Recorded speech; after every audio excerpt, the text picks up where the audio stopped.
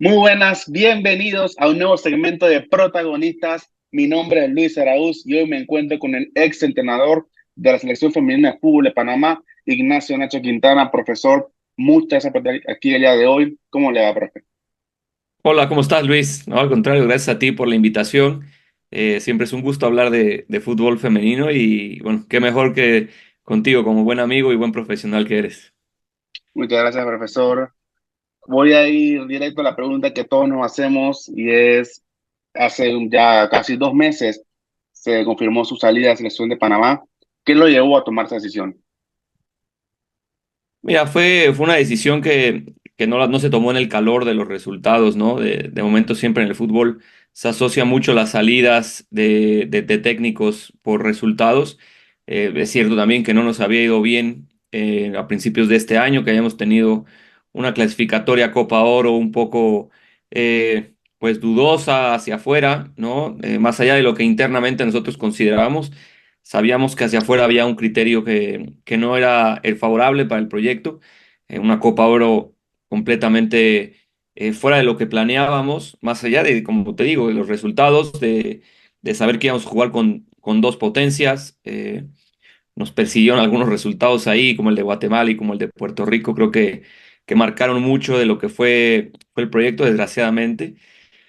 Y bueno, a partir de ahí se empezó a evaluar porque se tuvo que reestructurar el proyecto después de Copa Oro. Sabíamos que venían 3 años para prepararnos para el siguiente mundial, 3 años y medio aproximadamente para el siguiente mundial. Y a manera personal evalué mi permanencia en el proyecto desde ahí.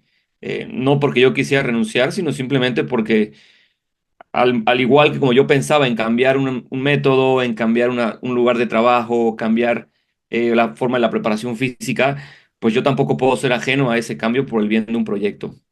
Cuando se presentó el proyecto se habló de que fuera un proyecto autosustentable en todos los sentidos, no nada más en lo económico, sino que no tuviera ni nombre ni apellido, sino que quien estuviera, llámese jugadoras o directivos o cuerpo técnico, siguiera funcionando y siendo fiel a eso, tomé la decisión de que era el momento correcto por el bien del proyecto y en lo personal profesional, también un buen momento mío para poder salir a buscar una nueva experiencia. Así que eh, contento por lo que logramos, obviamente triste porque voy a extrañar mucho el país y a las jugadoras, a la gente que trabajó conmigo en la federación, a ustedes también como medios de comunicación que creyeron en el proyecto, que confiaron en él, que juntos logramos el objetivo mayor que era ir al Mundial.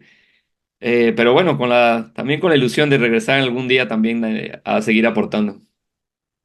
Claro, y obviamente dijo sobre el objetivo más grande que fue el Mundial, pero desde que se le apuntó en 2021, en ese 2021, hasta que se acabó el ciclo, ¿cree que le faltó algo en este proceso que no pudo conseguir sus objetivos?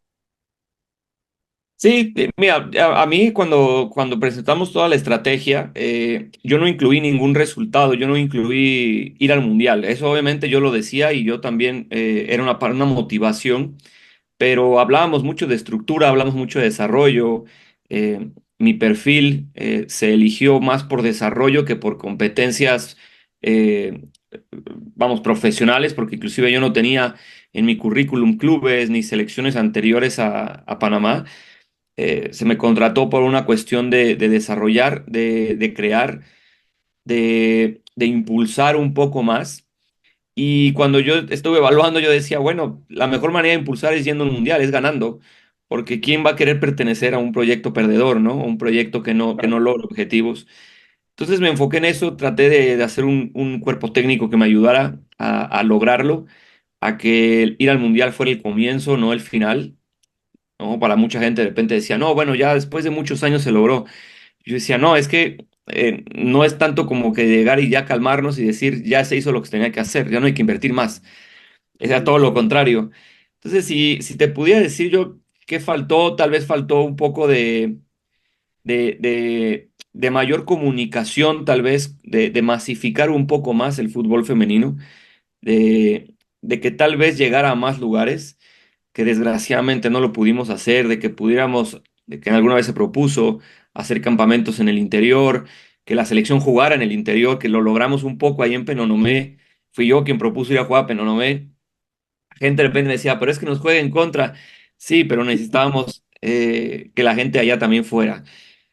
Yo sé que acercamos un poco, pero creo que no fue suficiente. Entonces creo que esa parte de masificar el fútbol femenino desde selecciones creo que no se logró. Eh, Veo ahora que la federación de un año para acá tal vez están trabajando más en hacer estas clínicas, en hacer estos festivales de fútbol femenino. Y me da gusto, la verdad, que el Mundial haya ayudado para, pues, para que más niñas aspiren, que era lo ideal de este proyecto, que fuera un proyecto aspiracional, ¿no? Claro, y si no me equivoco, hasta partidos oficiales se jugaron también en Penonomé, de Sí, sí, sí. campeonato de la La Copa Oro, ¿verdad? eliminatoria Sí, Copa Oro, correcto. claro. Bueno, y con todo esto que quizá no se pudo lograr, pero aparte de ir al Mundial, ¿cuál cree que fue el mayor reto que tuvo en estos 3, 4 años? Yo creo que el reto principal fue eh, tratar de que las jugadoras de selección alcanzaran el nivel del que nos íbamos a encontrar afuera, ¿no? Ahí hubo un reto y no tanto por disposición de ellas, porque yo creo que ellas pusieron todo lo que estaba en sí. Creo que había algo que no era ni mucho menos culpa de ellas, porque bueno, el tema de desarrollo de hace muchos años en donde pues ellas empiezan a jugar muy tarde, debutan en sus clubes temprano, pero sin tal vez las bases para poder salir al exterior más jóvenes.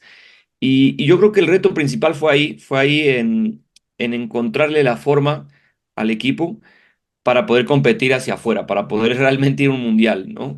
Ya después competir en el mundial sabíamos que iba a ser un proceso de muchos años más, pero cuando menos competir con los equipos que nos íbamos a enfrentar para poder asistir al mundial, ¿no? Que iba a ir aumentando ese nivel, que sí en el premundial nos enfrentamos a Canadá, a Costa Rica, que eran equipos que están acostumbrados ya ahora mismo a ir a mundiales, pero le teníamos que seguir ganando a los que les teníamos que ganar, ¿me explico? Entonces el reto era un poco de ver hacia arriba, hacia donde queríamos llegar, que aspirábamos a ser Costa Rica, aspirábamos a ser México, aspiramos a lo demás, pero también teníamos que ver un poco hacia abajo, hablando de, como haciendo analogía del ranking, ¿no? Porque nos descuidábamos mucho y nos pasó con Guatemala, nos pasó últimamente con Nicaragua, que esos equipos nos empezaron a complicar porque ahora ellos nos veían hacia arriba. Entonces creo que Claro, ese reto de estar en medio entre qué queremos ser y a quiénes queremos seguirle ganando, a quiénes queremos seguir motivando, ahí fue un balance un poco más en lo mental que en lo táctico, en lo técnico, era un poco más en lo mental, el trabajo que teníamos que hacer. sí, 100%, y pasa siempre cuando el estándar sube un poco más.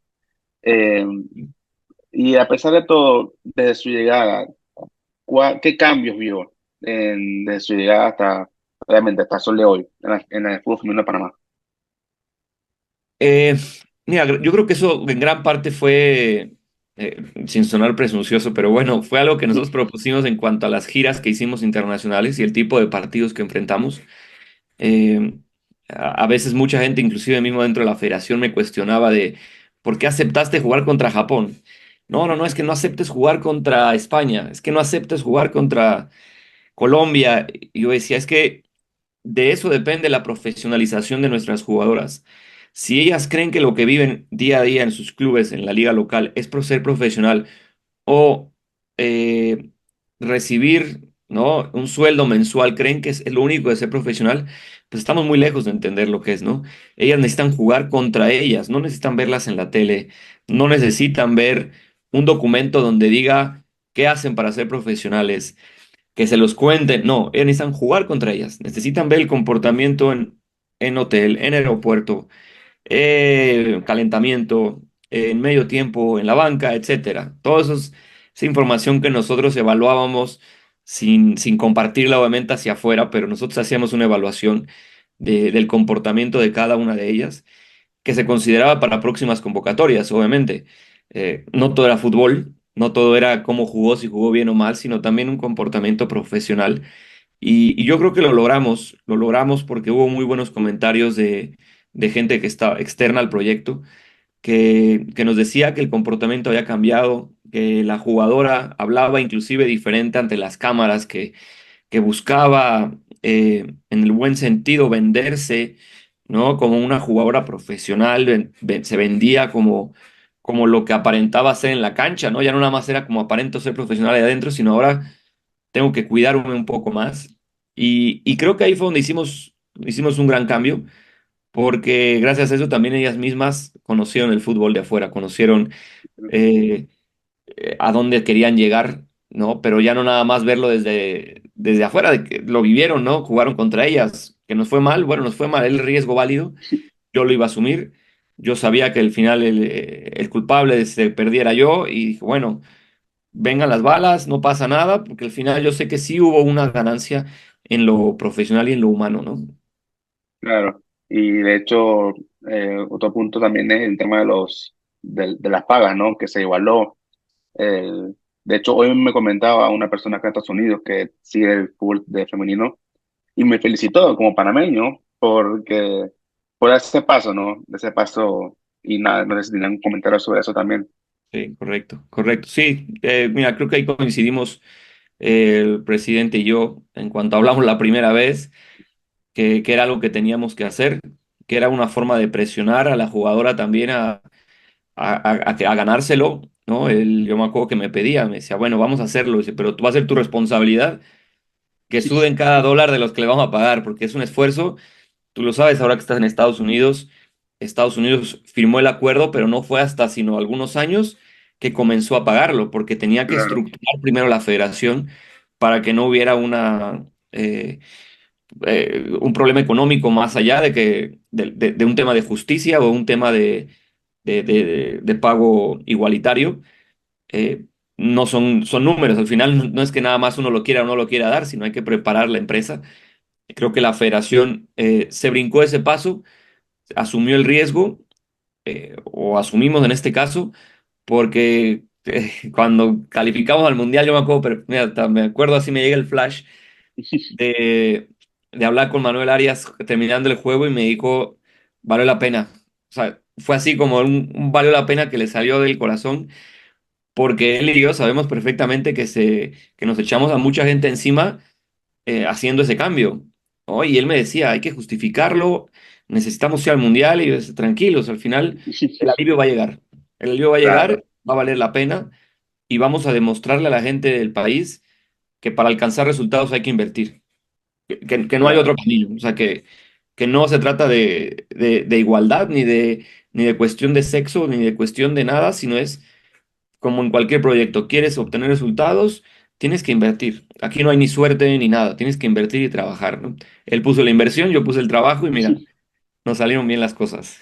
Claro, y justo mi cuestión de pregunta era sobre esa experiencia de mundial, ¿no? ¿Cómo la viviste? ¿Cómo fue eso de clasificar y todos esos meses previo al mundial donde obviamente el fútbol femenino en Panamá recibió como un spotlight? O sea, lo que se hablaba era de la selección de Panamá. ¿Cómo se dice eso? Mira, yo te voy a decir que yo lo viví desde que llegué a Panamá.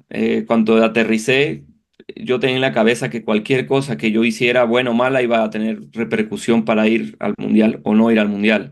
Eh, no te voy a mentir, yo viví allá casi 4 años y ahora lo veo y digo, es que viví casi 4 años en estrés, porque desde que yo llegué ya estaba en el mundial, yo me sentía en el mundial.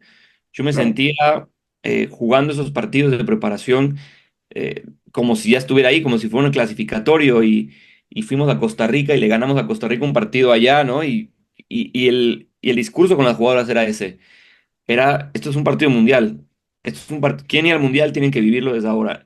Y entonces, durante prácticamente 2 años, más o menos, previo al repechaje, no se hablaba de otra cosa más que del mundial, no se hablaba de otra cosa más que de Australia y Nueva Zelanda. Entonces la experiencia fue larga.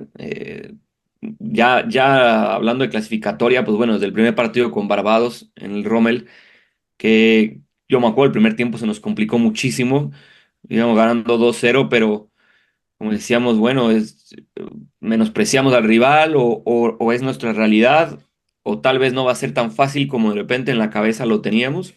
Eso nos pasaba, yo sé que a jugadoras, cuerpo técnico, por la cabeza. Y la experiencia fue así, fueron altibajos durante año y medio que nos costó calificar porque pues, empezamos en febrero del 2020, dos, si no me equivoco, y terminamos con el repechaje en febrero del 2023. Fue un año más ese mundial, entonces nos pasó de todo. Te voy a decir, clasificamos bien. El premundial, ¿qué te puedo decir? Yo creo que fue el momento más duro en bueno, corta, pero en mi carrera de profesional. Esa noche de cuando perdimos con Costa Rica, que sientes que todo se derrumba, que al final no cumpliste con las expectativas que tenías tú mismo, ¿no? Sobre tu trabajo. Eh, Te empieza a culpar y bueno, fue una noche ahí complicada, pero teníamos a Canadá en 2 días. Entonces dije, bueno, mira, qué mejor partido. O te levantas completamente erguido o te van a terminar por hundir y ya está, ¿no? Hicimos un gran partido, al final nos meten un gol después del minuto 70 y bueno, creo que ese partido con Canadá fue lo que nos impulsó a seguir, a tomar decisiones, a cambiar una metodología de trabajo que teníamos post premundial y que asumimos el reto de ir al repechaje a ganar ese boleto, sí o sí. De repente se cuestionaron mucho las formas y que si el sistema y si la estructura y si el equipo no atacaba mucho, y yo decía, bueno, pues al final nos metieron pocos goles y para ganar un partido de fútbol primero te tienes que defender bien, ¿no? Y fue lo que hicimos, defendernos bien, aprovechar las que teníamos y aprovechar los momentos muy buenos de las jugadoras que también teníamos en la cancha, ¿no? Y se clasificó, que es lo importante.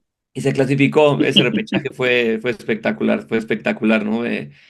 Si regreso un poco de entre el premundial y el repechaje, eh, no tuvimos partidos ni perdidos ni ganados por más de 2 goles, ¿no? Por ahí tal vez a Venezuela le ganamos 3-1, se metieron más goles, pero todos los demás era 1-0, 1-1, ¿no? Perdimos con Escocia 2-0 y sabíamos que íbamos a ir al Mundial. Yo me acuerdo de Erika cuando fuimos a reconocer el campo cuando jugamos contra Papúa Nueva Guinea. Eh, pues ahí las miradas ahí ilusionadas de todas, pero ella venía caminando hacia mí y me decía, aquí vamos a clasificar. Me dice, aquí vamos a clasificar. Mira, se me dice un poco la piel de acordarme de la chaparra. Me decía, "Oh, este pasto nos va a llevar al Mundial". Eso te ilusiona, te relaja en cierta parte porque tú ves que el trabajo está hecho y que al final de una u otra forma se va a dar. Gracias a ellas, obviamente ellas ya estaban preparadas mentalmente también para lograrlo, ¿no? Erika no le enseñó a bailar un par de pasos. Sí, bueno, perdí con todo el honor y con todo, perdí varias apuestas con ellas y bueno, tuve que bailar y cantar algunas veces después de algunos partidos. No hay cámaras ahí estaban prohibidas las cámaras, eso sí. Menos mal. Menos mal, sí, por el bien de todos.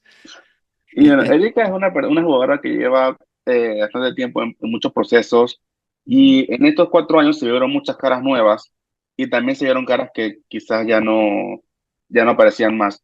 Pero a pesar de todo, ¿cómo fue su relación con las jugadoras? Como todas las relaciones, yo creo que son complicadas, ¿no? No es fácil, el ser humano en sí no somos nada sencillos, ¿no? Nuestros criterios son tan variados y nuestras experiencias son tan variadas que creo que siempre van a ser complejas y más cuando involucras lo personal con lo profesional, en el sentido de que pues, prácticamente con ellas estábamos todos los días, hacíamos giras el mundial fue de más de 40 días. Desayunas, comes, cenas con ellas, vamos a algún lado al mall y pues vas con ellas, te enteras de su vida personal porque te platican, porque se acercan. Y creo que ahí es donde siempre va a ser muy complicada nuestra labor como entrenadores, como directores técnicos, que al final darte cuenta que no puedes mezclar las cosas, pero que al final tú tienes que definir las prioridades, ¿no? Yo te hablo ahorita de Erika, que para mí fue una de las jugadoras que más me marcó en mis 4 años allá como persona, como un ejemplo de vida excepcional, de verdad. Pero me tocaba dejar en la banca muchas veces. Me tocaba dejarla sin jugar, me tocaba sacarla de un partido y muy en tu interior sentías que le fallabas, ¿no? Como, "Ey, no te lo tomes personal". Yo lo hablaba con ellas muy seguido y ella fue una de las jugadoras que siempre lo entendió, que siempre dijo que jugar a 90 un minuto iba a estar ahí, que yo tenía todo el apoyo. Al final te hablo de un ejemplo, tal vez el de Erika, que todos la conocemos, ¿no? Habrá otras jugadoras que no lo tomaban tan a bien, que decidían enojarse, que decidían eh, pues molestarse por alguna decisión que tomábamos, pero es parte yo creo que de esto de llevarte bien o mal. Y a mí no me gusta decir que me llevaba mal con la jugadora o bien, porque al final compartíamos un objetivo y cuando se logró estábamos bien y cuando nos iba mal, pues obviamente uno busca culpables hacia afuera y el autoanálisis y la autocrítica creo que es de las cosas más complicadas, me incluyo. Es algo que creo que los seres humanos vamos a terminar por nunca aprender al 100%. eh, Nos considerábamos o nos considerábamos en su momento, y yo me considero personalmente una persona sencilla y humilde, pero ante los ojos de otras personas yo no sé, ¿no? Entonces de Claro, repente tuve algunos ahí choques con algunas de ellas por eso, eh, porque mis decisiones al final, pues bueno, se tenían que respetar y así como se respetaron cuando fuimos al Mundial, pues se tenían que respetar cuando perdíamos un partido, ¿no? claro. Y así es en todo, ¿no? En todos los trabajos también. Sí, sí. Y volviendo al tema del desarrollo, hablemos un poco de la liga. ¿Qué cree que le falta a la liga para subir el escalón? Porque sabemos que en tema de selección ya hemos dado el gran paso de la mundial. Pero la liga pareciera como que sigue estancada. ¿Qué le hace falta a la liga? Mira, en el último año tuve la posibilidad, me invitaron a ser parte de un comité que se hizo, de un comité de desarrollo, donde estábamos Claudio Polo, estaba Jaime Pené, estaba yo, como parte de la federación, ¿no? Y obviamente el comité que ya tenían de la liga, donde estaba el presidente y estaban algunos dueños de clubes, para proponer cosas desde selecciones nacionales. ¿Qué podríamos nosotros pedir que ayudara también al proceso de liga, pero que también nos ayudara a nosotros en selecciones menores, sobre todo, ¿no? Que era donde teníamos el mayor problema. Eh, bueno, fui yo el que lo propuso, te voy a decir, fui yo el que propuso que me eché a varios clubes encima, yo sé, pero fui yo el que le propuso que no obligaran a los clubes a tener equipos femeninos.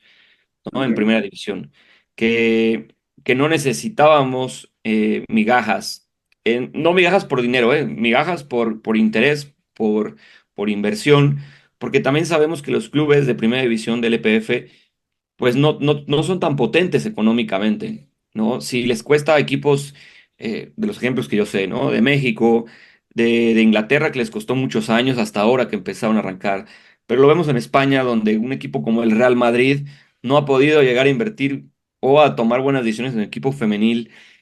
Eh, yo ya evaluando un poco y haciendo un poco de estudio antes de meterme ahí con ellos en el comité, yo les decía, es que no nos sirve de nada que nos hagan las cosas sin tener la estructura para poder hacerlo. Y no es una cuestión de intención, es una cuestión de que no podían, simplemente no se podía. Y lo estábamos obligando a hacer algo por hacerlo. Entonces, eh, de mi propuesta estaba que abriéramos al sector privado la liga, ¿no? Como te digo, algunos clubes, bueno, ahí se pusieron un poco molestos, pero por otra parte también creo que aliviamos un poco la economía de muchos clubes y le dimos la oportunidad a clubes nuevos que querían invertir, que llevaban años en esto, como fue Suárez Academy, que fue con el primero que hablé, porque aparte él estaba en la sub-17, el profesor Suárez, entonces le dije, hey, mira, está esto, necesito que me apoyes. Encantado, él buscó sus patrocinadores y mira, hicieron al final a Santa Fe y mira dónde está, ¿no? claro. Panama City, bueno, no estaba en el EPF, pero quiso invertir.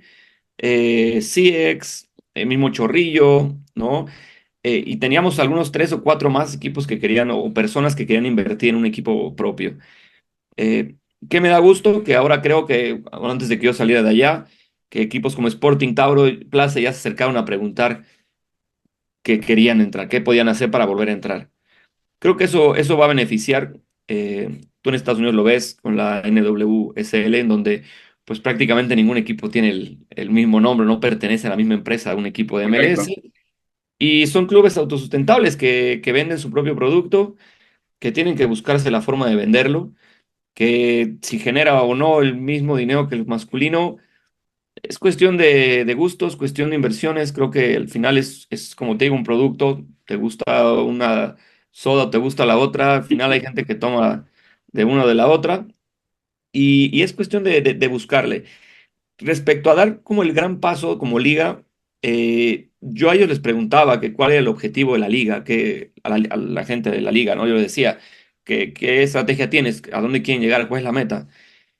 Eh, no había una meta clara, porque no había nada atrás y no querían empezar de cero. Yo les decía, bueno, vamos a empezar de cero, no pasa absolutamente nada, porque al final cada torneo empezábamos de cero por los equipos que se salían, jugadoras que se cambiaban de equipo y era cada 6 meses o cada año empezar de cero. Yo les decía, si nuestro objetivo es querer ser como la Liga de México, nunca lo vamos a hacer. O sea, yo lo hablaba en cuestión de volumen, de jugadoras, de infraestructura, hablamos de cosas muy diferentes. Yo decía, pero bueno, podemos ser una liga que exporte jugadoras jóvenes, que se puedan hacer convenios con la Liga de Brasil, con la Liga de Argentina, con pequeñas ligas, con Colombia, que se pueda llevar nuestras jugadoras a los 17, 18 años, pero que seamos una liga que se especialice en exportar jugadoras. Perdón, como lo hace Uruguay, por ejemplo. Uruguay no es la mejor liga del mundo, pero tú ves uruguayos repartidos por todos lados que jugaron 1 o 2 años en sus clubes en primera división, vendido, y eso es ingreso. Claro, Al final es un modelo de negocio. Eh, yo me acuerdo que lo platicaba con Giorgio, lo platicaba con Jaime, que yo veía eso. Al final no tenemos un volumen tan grande de jugadoras, pero tenemos muchísimo talento. Entonces, el volumen no te va a hacer competir, te va a dar estabilidad, pero el talento te puede hacer un modelo de negocio bastante interesante, redituable, y que los clubes le den buen uso para que sigan desarrollando y que haya un interés de ellos también por hacerlo, ¿no? claro. Y obviamente uno, aquí en Estados Unidos, el tema de los nombres, en donde yo vivo, el equipo de femenino se llama Racing Louisville y el hombre se Mm. llama Blue City. Y creo que también es parte de crear la identidad, ¿no? Claro. Obviamente de esto. Y regresando al tema de su experiencia y eso, en los últimos años, ¿con qué se quedan? Tres momentos puntuales, ¿con cuáles se quedan? Uf, mira, me la pusiste complicado porque tengo varios. El debut en el Mundial, definitivamente. Ese himno nacional con Brasil creo que fue muy especial, fue de verdad increíble. Eh, fue increíble ver en la cara a mis jugadoras, cómo lo estaban viviendo, ¿no? El imaginar que había mucha gente en Panamá viviéndolo igual, ¿no? Aparte, bueno, más allá de la hora, que fue un poco complicada, los horarios, pero bueno, creo que había gente que estuvo ahí. Eh, el segundo, en el partido con Paraguay, mucha gente habla del gol de Palito y todo lo demás, pero para mí la tajada también que hace Yenit en un tiro libre unos minutos antes, yo tengo hasta una foto, la tengo ahí, la foto del momento, que hay una foto increíble de cuando el balón está pasando justo por arriba de la barrera. Yo sigo viendo el video y yo a Yenit se lo digo, yo sigo sin entender cómo ese balón no entró. Y para mí fue, inclusive, sin quitarle obviamente mérito al gol de Palito, ¿no? Ni muchísimo menos. Pero si nos metían ese gol, yo no sé cómo yo no sé cómo emocionalmente nos hubiéramos levantado, ¿no? Porque no habíamos estado abajo en el marcador desde hace mucho tiempo. Eh, para mí eso fue súper importante. De verdad, creo que fue de los mejores momentos que viví de ese alivio con Yenit. Y bueno, el último. Creo que y el más importante, lo voy a poner así, es personal, pero tiene que ver con el fútbol, que estando en el Mundial me enteré que iba a ser papá, así que tengo que decir que ese partido con Jamaica, que fue el día que yo me enteré exactamente el mismo día, lo viví diferente. Fue un partido que aunque lo perdimos y aunque estuvimos ahí, que lo empatábamos y demás, lo viví de una forma, no sé, no sé ni cómo explicarlo, pero una forma en donde había un poco más de sentimiento, estaba más concentrado de lo de antes porque había una responsabilidad ahí atrás y la emoción. Creo que esos tres momentos para mí fueron los más importantes. Por eso fue que celebró el gol de Marta Cox eliminando en la grada, ¿no? Fue algo parecido. Sí, sí, sí, correcto, correcto, correcto. Me lo preguntaban así porque las cámaras que siempre que metíamos gol se van con el técnico, ¿no? Con la que mete el gol, pero el técnico para ver la reacción. Y me decían, pero era el momento que salías en la pantalla y no saliste, ¿no? Le digo, bueno, estaba mi esposa allá y era el primer gol que metíamos o que yo metía estando mi bebé, ¿no? En la panza todavía, pero bueno, ahí estaba ella en la grada y me nació en ese momento hacerlo, ¿no? Fue también muy especial ese momento, definitivamente. Y pregunta, ¿Marta Cox debió o no debió ganar mejor gol del mundial? Sí, claro. Claro, claro. Totalmente, ¿no? Yo lo dije en esa misma conferencia de prensa saliendo del partido. Eh, yo así en la conferencia me preguntaban acerca del gol y yo le decía, bueno, no me quiero ver como promotor, pero o sea, si no está ese gol en el Puskás, entonces yo no entiendo nada de fútbol, ¿no? Sí, nadie tiene nada de fútbol porque es increíble. Digo, fue muy buen gol el de Linda Caicedo, no vamos a Sí, negar, pero, pero bueno, creo que ella se llevó un premio mucho más grande que fue todo ese respeto y esa admiración primero de ese estadio, que eran 40.000 personas que gritaban el gol como si fueran panameños, y después de mucha gente durante muchos meses más, ¿no? claro. Y pregunta, estamos cerrando la entrevista ya, pero para cuando se anuncia un nuevo entrenador o entrenadora para la selección, ¿qué consejo le daría? El, mira, el, ¿cómo te voy a decir? El trabajo de nosotros es muy celoso, ¿no? Como todos creo también. Hay mucha envidia, hay muchas formas de hacer las cosas, o hay tantas formas de hacer las cosas. Al final el fútbol no es una ciencia exacta, gracias a Dios no es una ciencia exacta, por eso nos gusta.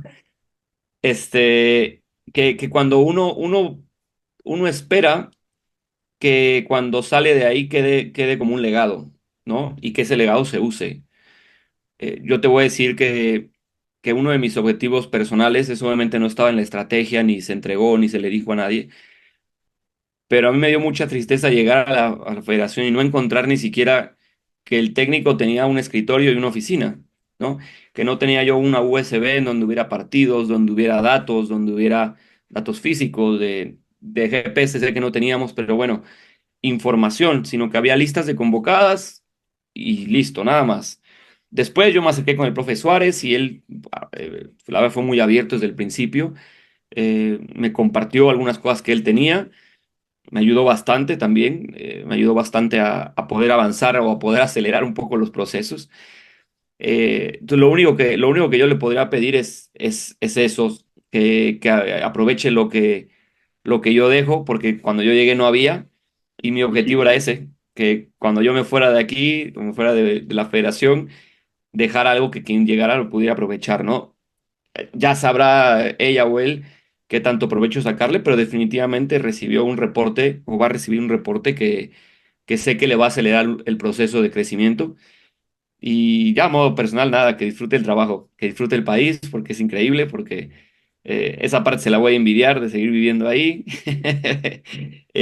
No lo Y nada culpo. más, al final yo sé que en algún momento tendré contacto con él o con ella para ponerme a sus órdenes y aunque sea a distancia, seguir aportando al fútbol de Panamá. Claro que sí. Ya por último, profesor, ¿qué le depara en el futuro? ¿Qué planes tiene? ¿Quiere seguir dirigiendo? ¿Masculino, femenino, menores? ¿Qué planes le depara el futuro? Bueno, mira, me agarré un mes ahí bueno, el mes que estuve allá como para hacer la salida, un mes aquí de vacaciones con mi familia.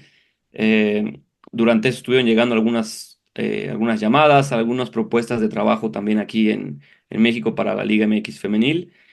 Estoy escuchando junto con mi agencia, estoy escuchando algunas propuestas. Mi intención es seguir dirigiendo por varios años más. Todavía estoy joven como para sentirme cansado del fútbol. En algún momento sé que el estrés me va a hacer decidir dejarlo, pero no es momento todavía. Creo que tengo mucho que aprender sobre todo. Eh, Tengo todas las experiencias que viví durante 4 años con Panamá que compartir, que aprovechar, que enseñar también a gente no nada más no más jugadoras, sino inclusive en la parte de que también me dedico a eso, a los cursos y todo lo de CONCACAF, de licencias. Creo que tengo una obligación, cuando uno vive una experiencia así, tiene la obligación de contarla, tiene la obligación de transmitirla y no lo quiero desaprovechar. Creo que me quedan varios años más dirigiendo y todavía no te puedo decir a dónde, pero pronto tendrás noticias. Prometo que va a ser de los primeros. Muy bien, eso, voy a esperar la bomba, la primicia. Correcto, correcto. Vas a ser de los primeros en enterarse, seguro. Profesor, muchas gracias por su tiempo. Sé que realmente con tener un padre nuevo, eh, los días están a mil, pero le agradezco por el tiempo, sabe que se le aprecia mucho y que un panameño más. Así Para que, mí más, yo siempre lo dije desde que llegué, así me trataron, así me siento y bueno, son todos ustedes que están allá apoyando siempre la bandera, también estaré desde donde estaré siempre apoyando cuando Panamá esté en la cancha, masculino, femenino, menores, playa, sala, lo que sea, yo siempre estoy pendiente del fútbol panameño y agradecido contigo también por el seguimiento que se le da al fútbol femenino y que me tocó a mí recibir también ese cariño al proyecto. bueno, profesor, muchas gracias, suerte en todo lo que le depara, a todos los que nos escucharon en esta entrevista, gracias por estar aquí y recuerden seguirnos en Diario Pro. Y bueno, profesor, nos vemos en la próxima. En la próxima nos vemos, nos saludamos en persona, que así sea.